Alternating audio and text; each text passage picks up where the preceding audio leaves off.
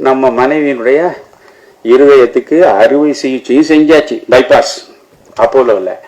இப்போ வாழ்வும் மாத்தியாச்சு, இனி கவலையே கிடையாது அப்படின்னு ரொம்ப மகிழ்ச்சியா இருந்தேன். 2 ஆண்டு தான் ஆச்சு, மறுபடியும் பிரச்சனை ஆயிடுச்சு. என்னடா டாக்டர் கோபால் முருகன் எங்க இருக்காருன்னு கேட்டா அவர் எம்ஜிஎம்க்கு மாறிட்டார் சார் இப்போ. சரி, நான் அவருக்கு ஃபோன் பண்ணேன். ஆனா இப்போ அந்த கோபால் முருகன் இந்த இடத்துல நான் நன்றி சொல்றேன். அந்த காவேரி ஹாஸ்பிட்டலில் 22 லட்சத்துக்கு மேலே பில்லு போட்டாங்க. போட்டதே இவர் இங்கேருந்து ஃபோனை போட்டார். டாக்டருக்கு ஃபீஸ் எவ்வளோ போட்டிருக்கீங்கன்னு கேட்டார். 1,40,000 ரூபாய் உங்களுக்கு போடுறேன், அந்த 1,40,000 ரூபாய் எடுத்துருங்கன்ட்டார்.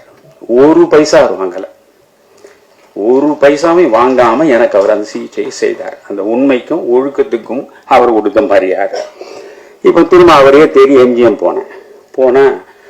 அவர் பார்த்துட்டு கொஞ்சம் பிரச்சனை இருக்கே அவங்களுக்கு, கொஞ்சம் ஆன்ஜியோ பண்ணிட்டா நல்லது. என்ன டாக்டர் ஆகும்? அது ஒரு பேக்கேஜ், அது ஆன்ஜியோ பண்ணால் ஒரு 60,000 ரூபாய் ஆகும் அப்படின்னு. சரி, எப்படியும் சிரமப்பட்டு நம்ம பண்ணி பார்ப்போம், 4 நண்பர்கள் உதவியோடு பண்ணலாம் அப்படி. சரி டாக்டர், நீங்கள் ஆன்ஜியோ பண்ணுங்கன்ட்டு இவ்வளோ அழைச்சும் போயிட்டேன். ஆன்ஜியோ நடத்திட்டு என்னை தனியாக கூப்பிட்டாரு. அவர் நல்ல டாக்டர், எனக்கு அதில் குறையே இல்லை. அவர் சொன்னார், ஐயா மறுபடியும் வாழ்வு கெட்டு போச்சு. என்ன இப்போ தான் 2 ஆண்டுகள் தானே, அது மறுபடியும் வாழ்வு கெட்டு போச்சுன்றீங்க. நான் வாழ்நாள் போகிறேன், நீ பிரச்சனை இல்லைன்னு நினச்சேன். அப்படி இல்லையா, இது உங்களுக்கு ஸ்பேர் பார்ட்ஸ் மாற்றுற மாதிரி தாங்க. ஒரு ஸ்பேர் பார்ட், ஒரு ஸ்கூட்டர் வச்சுருக்கீங்க, இல்லை ஒரு கார் வச்சுருக்கீங்க, ஒரு ஸ்பேர் பார்ட்டு போயிடுச்சுன்னா இன்னும் போடுவீங்க, அது கொஞ்ச நாள் ஓடும், அப்புறம் போனால் மறுபடியும் போடணும். அப்படியா? அப்போ என்னையா பண்ணணும்? ஒரு நல்ல ஃபாரின் மெட்டல் வால்வ் இருக்கியா, அதை பண்ணோம்னா 10 வருஷம் அம்மாவுக்கு பிரச்சனை இல்லைன்னாரு. அப்படின்னா எவ்வளோ ஆகும் டாக்டர்? ஏன்னா ஏற்கனவே எனக்கு அனுபவம் இருக்குல்ல, 22 லட்சம்னு.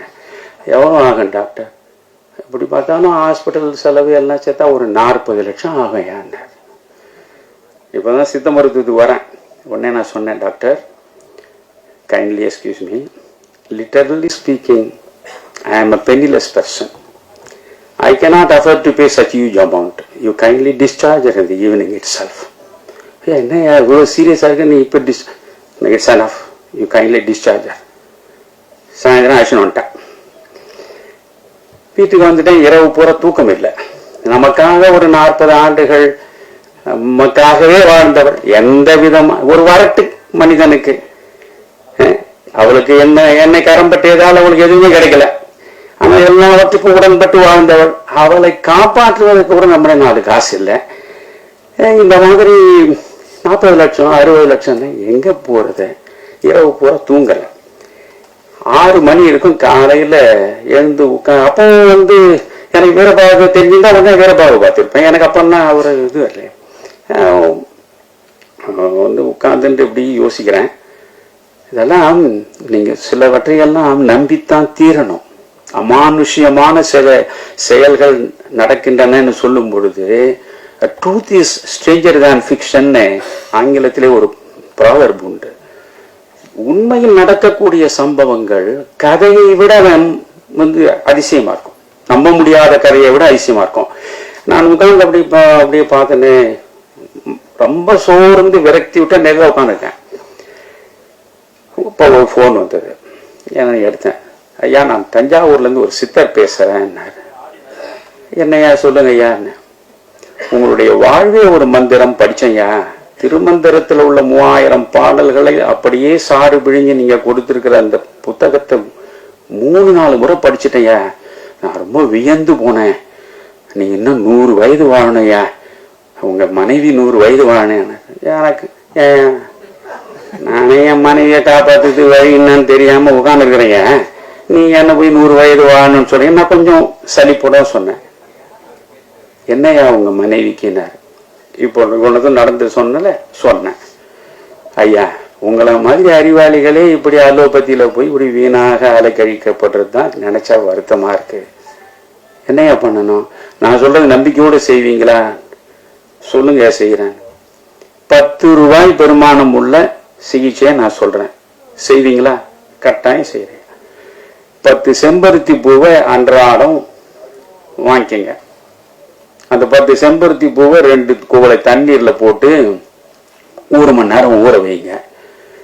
ஊற வச்ச பிறகு ஒரு 10 மிளகு அதுல போடுங்க. மருத மரப்பட்டைன்னு நாட்டு மருந்து கடையில தூளே விற்பான், அதுல ஒரு போடுங்க. அதை காய்ச்சுங்க. 2 டம்ளரை 1 டம்ளர் ஆக்குங்க. காலையில குடிக்க சொல்லுங்க. சங்கு புஷ்பம்னு ஒண்ணு இருக்கு. அந்த சங்கு புஷ்பம் சனீஸ்வரனுக்கு போடுறது. அதை ஒரு 10 பூவை எடுத்து மிக்சியில அரைச்சி சொல்லணும். அவ்வளவுதான். இந்த நிமிஷம் 40 லட்சம் ரூபாய் நான் கொடுத்திருந்தாலும் என்ன ஆயிருக்கும் தெரியாது.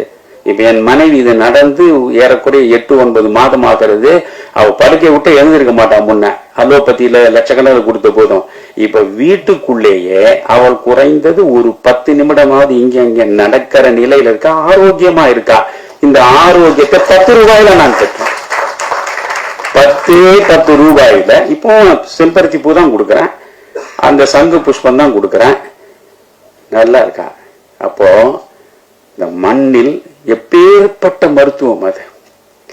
அந்த மருத்துவம் நம்ம தங்கர் சொன்ன மாதிரிதான். ஒரு மரம் என்றால் மரத்தினுடைய வேர், அதனுடைய பட்டை, அதனுடைய பூ, அதனுடைய கிளை, அதனுடைய இலை எல்லாமே மருத்துவ குணம் உள்ளது. மனிதனை படைத்து நீங்க இறைவன் நினைத்தாலும் சரி, இயற்கை நினைத்தாலும் சரி, எல்லா மனிதர்களுக்கும் நோய் வரும். ஆனால் அந்த நோய் அனைத்தையும் தீர்ப்பதற்காகத்தான் இயற்கையில் மரங்களாக படைத்து வைத்திருக்க. ஒவ்வொரு மரத்துக்கும் ஒரு மருத்துவ குணம் இருக்கு. ஆனால் நாம் அந்த மரங்களை வெட்டி வீழ்த்துறோம்.